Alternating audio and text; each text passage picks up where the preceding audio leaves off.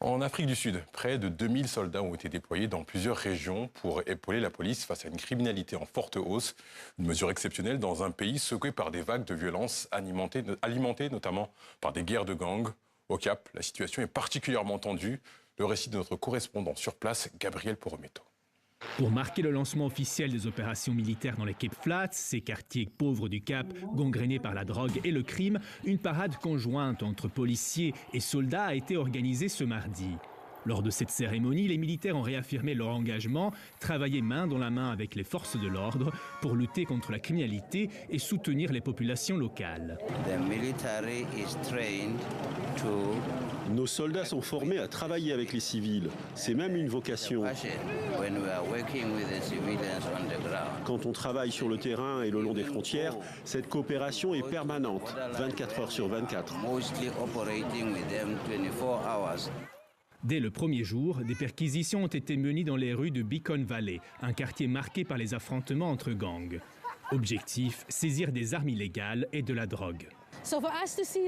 C'est un grand soulagement pour nous de voir cela. Je suis très contente, surtout de voir en grand nombre ensemble la police et l'armée. Je suis vraiment très contente. Je pense que c'est un bon effort pour tenter de protéger notre communauté. Mais les soldats doivent aussi aller à la rencontre des communautés et comprendre comment nous vivons ici. Ce n'est pas une première. En 2019, déjà, 1 millier de soldats avaient été déployés dans ces quartiers du Cap pour lutter contre les gangs. Mais après leur retrait, les violences avaient rapidement repris. Depuis, l'armée est régulièrement mobilisée, notamment pour sécuriser les frontières ou protéger des infrastructures stratégiques.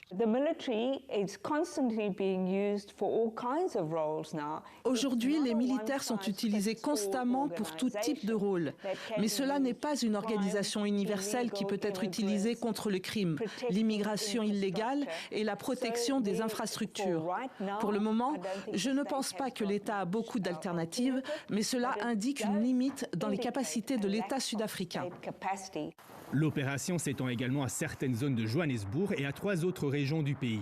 Son coût est estimé à 42 millions d'euros, mais de nombreuses zones d'ombre subsistent, notamment sur les modalités concrètes de ces interventions.